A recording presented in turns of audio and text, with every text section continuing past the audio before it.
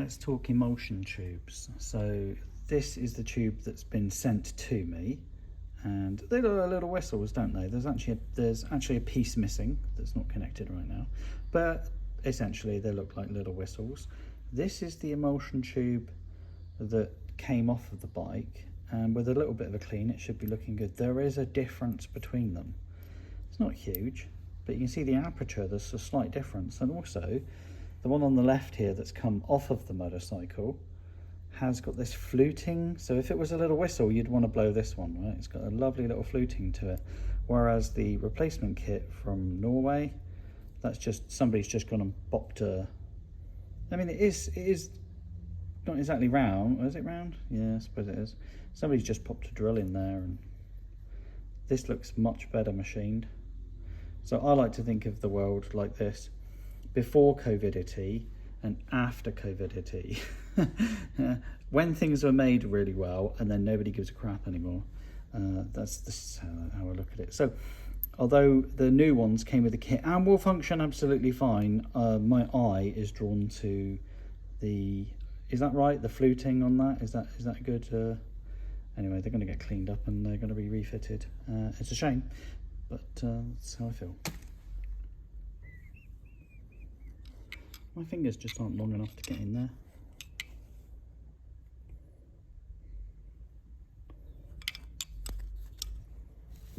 Do it this way.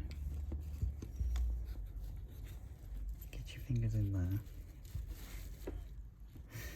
Lower it down in.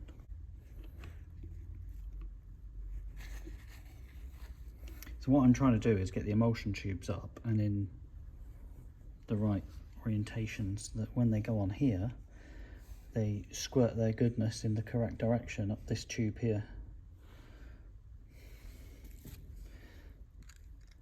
With less. Oh my God.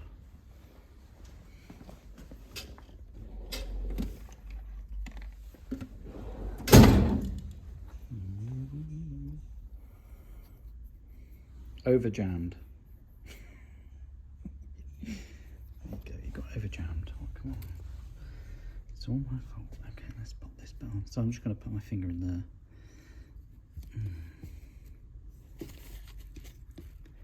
And then again, emulsion tube facing this direction.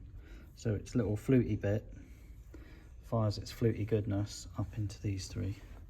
If I rotate it in any other direction, what I'll find is it won't fire its goodness in the right places. Is this keyed? Let's find out if it's keyed. No, look at that.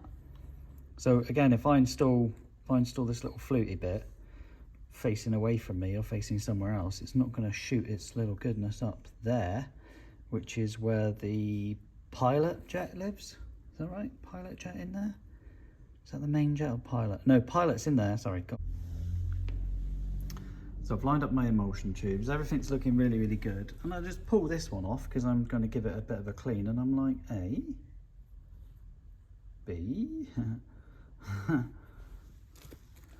it's gone and stuck itself on there, but it doesn't look straight.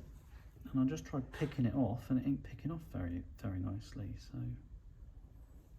you're going in the bin and getting replaced. It's getting replaced anyway, but it was like, yeah. So what we add next is a little collar. Because neither of the two kits that came had these little collars. Sorry if you can't see that. I'll do that again for you. So this is the emulsion tube. Put this little collar on. And this little locking bee.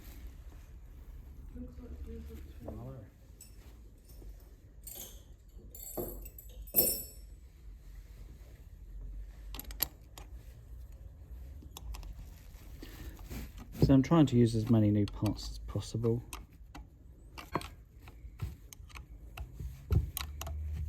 Just ensuring that the, there we go, lovely. Tubes don't rotate. I could rebuild those in a second. Let's do the more fun stuff. The more fun stuff being insertion of the idle jets. This is the original 40 jet, which it's supposed to have, and the kit came with a 30. Yeah, nice. Okay, idle jet for the horizontal, and it goes. I'm putting them back the way I found them as well. That one's got the chewed up bits, and this one is just so perfect. I'd say the horizontal is the perfect idle jet. If you ever wanted an idle jet, it's the one to have. Okay, so these are the pickups. There we go. And then it has this little collar on it. There we go. And then we install the main jet. Well, if I can get it around the right way, it would be helpful. So collar, collar, collar. There it goes. Put the main jet in. The star of the show. I am going to leave it to your imaginations as to whether Alex is installing the 40 or the 45. Do we give Andy more power, or do you think Andy wants fuel economy? Let me know in the comments section below, and if I find a funny reply, I'll reply with the truth of which jet I have fitted. This is going to be the same operation with the horizontal cylinder. Just getting all my little bits together. So there's a pickup with a brand new O-ring on it. Little touch of rubber lube. And then it gets its, although I'm blocking it, gets its collar. And then it gets a main jet.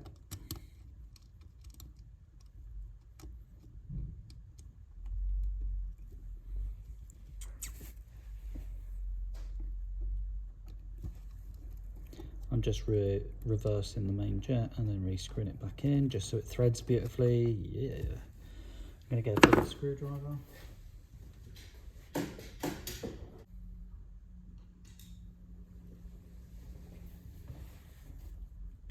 Just make sure they're nipped up. There's one. There's two.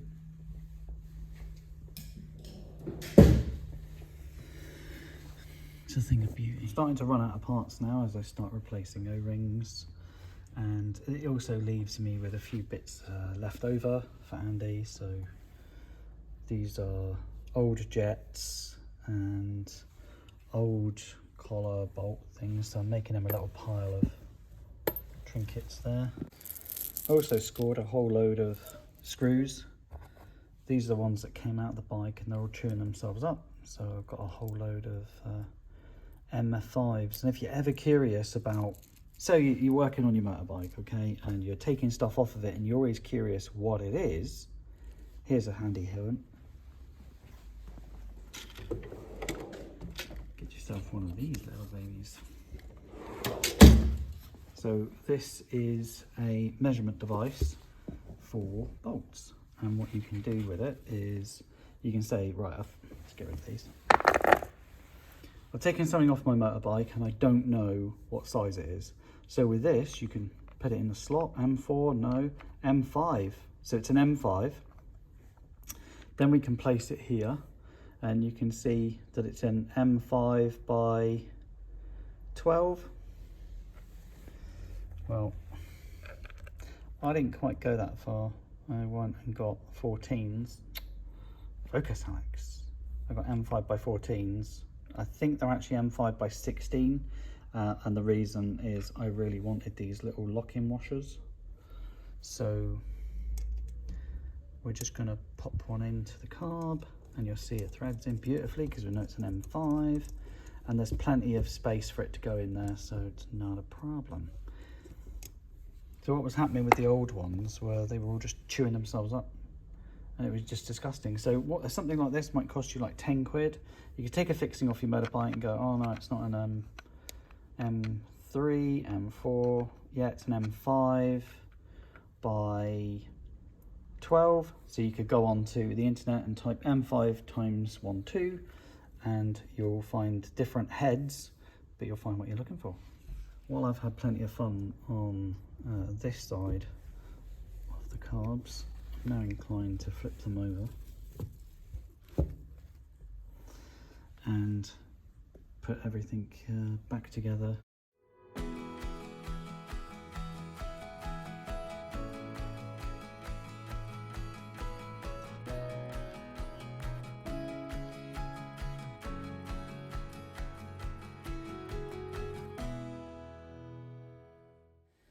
So I've got the caps on and everything's working beautifully, and I'm going to rebuild the float bowls.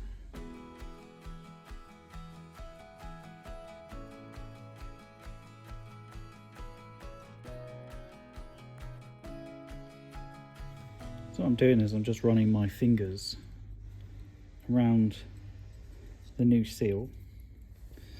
So Andy can have the old seal. Yep, wrong palm, there we go. Just to make sure that it's fitting properly. You can see I need to do a little bit of work here, because when I put this upside down, I go to fit it, I don't want it pinching or kinking over or anything weird. Now just for fun, I'm just going to run a bit of rubber grease, rubber lube over it, and it is really just a very gentle amount.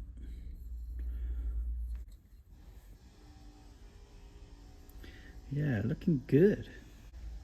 The fun part with reinsertion is I have this tube here. Did I get that wrong? Yep, I got it right. It actually passes underneath the floats. Stressful. Right, that's one on, and what I'm going to do now is I'm just going to secure it with a couple of screws, and then I'll get onto the second one. And look at this, the original covers for the fuel air mixture screws. Original covers, they're going back on. Ooh, suit you.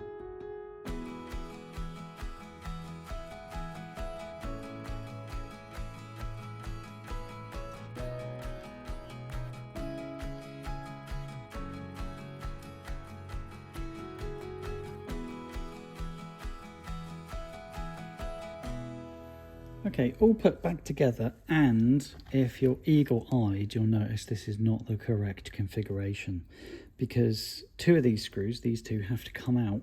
There's an assembly that holds the throttle cables here, and so these two will be removed later, but there's a reason why I've put all four in and put the covers. And that's really cool, having the original covers for the air-fuel ratio. The reason is, what do you think? I'm going to put fuel in them and see if they hold fuel. Should be good. Just make sure that they, that's how, hang on. That's how they're going to sit in the bike, like to you, like so. So I need to kind of fit them like that in a bowl, and then offer them some fuel. I'll set that up now.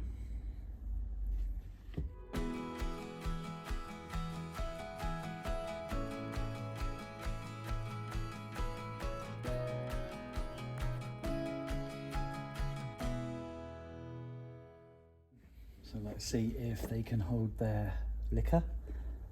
Let's bang a bit of petrol in.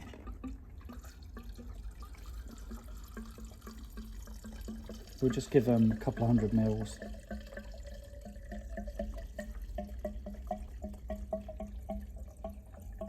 Or more.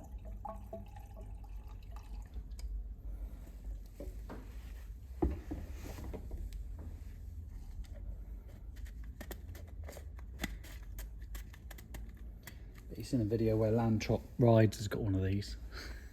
I think we bought them from the same place. All right. So here's the carbs in the correct orientation. Turn the fuel on. It's on. Right, things have stabilised a little now. Carbs have got fuel in. I can feel how cold they are. Okay, taps on. The leaking stopped because I've adjusted and the carbs are holding their liquor. So this means the float bowls are cutting them off, which is good. And the needles are holding back that torrent of petrol. It's a positive sign. Just doing a bit of a tidy up. Quite a good selection of old crappy bits for Andy. But you can see the screws that used to hold the float bowls on, not one of them had a washer. So more to the collection. So, yep. Have them. There we go. Brand new air filters arrived, so that's good news. Okay, it's been half an hour and they are as dry as a bone, so I'll turn them off. I'm gonna have to put them in a bowl and tip them around a bit because at the moment they have petrol in them, and when I put them in the motorcycle I'm gonna be moving them around to fit throttle cables, and you just know that I'm gonna get covered in it. Great turnout though, great.